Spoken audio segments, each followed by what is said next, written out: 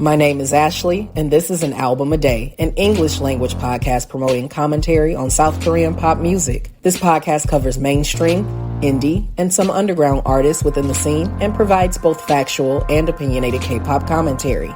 The biggest benefit to sharing my thoughts this way is that it will hopefully expose you to more great music and exploration of your own. In this episode, we begin digging into the discography of Apink days before their 12th anniversary. Their debut EP, 7 Springs of Apink, was released April 19th, 2011. It marked an entry into an arena filled with some of the most fierce female group competition at that time. Their origins, right after the drop. You're tuned into An Album a Day. Show, start. Hey y'all. We're coming right out of one season and into another. This season is especially exciting because it marks An Album a Day's 4th anniversary, and we'll celebrate it with a live stream soon. But for now, let's get into Apink. Blending together the letter A for its grade of perfection and the word pink for its femininity and innocence, Apink was initially a 7-member girl group under A-Cube Entertainment, which eventually became IST Entertainment.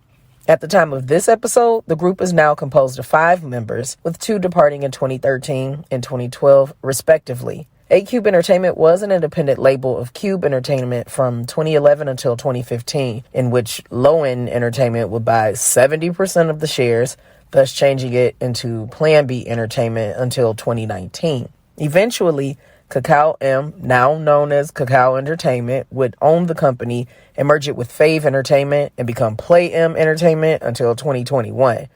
All of these name changes by way of mergers eventually ended at IST Entertainment. That was a mouthful, but necessary in revealing how the group was established pre-debut. When you have a lot of companies involved in the success of an act, there's likely a lot of interest before they hit the big stage. In Apink's case, their founding in 2011 was chronicled in a reality show called Apink News. The cable show chronicled their launch process for 3 seasons with second-generation K-pop idols as the hosts, such as members of Beast, M Black, and 4 Minute. Some of these names you've already heard of, listeners, but we're not quite at their discographies. You know, Beast and M Black, oh, good grief, it's going to be forever before we get to M Black. So just hold on to that anticipation.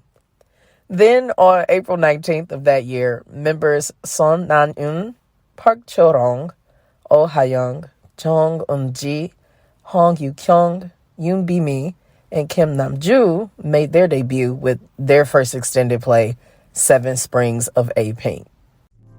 Hey, don't forget, check out A3Day Highlights playlist on Spotify for featured music for today's episode. First and foremost, this album is a reflection of the time that it came out. There's production styles and nuances that are just extremely consistent with 2011, that earlier portion of second generation production style. So you have a lot of things that can tie you into early 4-minute albums or to some extent early sounds of Girls' Generation. But certainly you have a different musicality with the vocals because the women in Apink have a very different way of delivering their notes. You have the first song, which isn't necessarily something that's not memorable. I don't want to put that impression out there, but it's more so a lead-in, a segue to, okay, now we are getting ready to listen to these women. I would place this as an album that will work really well for younger listeners. Preteens or early teens may appeal to it more, despite the fact that the sound is a bit dated, but the context of what they're singing about still works very well. And it's not a long album, so that makes it even easier on the ears. K-pop fans, on a scale of 1 to 5, with 5 being essential listening and 1 not worth mentioning, the A3Day rating for 7 Springs of Apink is a 5. Although over a decade old, the production is solid and the performances are impactful. This album will likely be appreciated by those who enjoy bubblegum pop and what could be considered as retro musicality.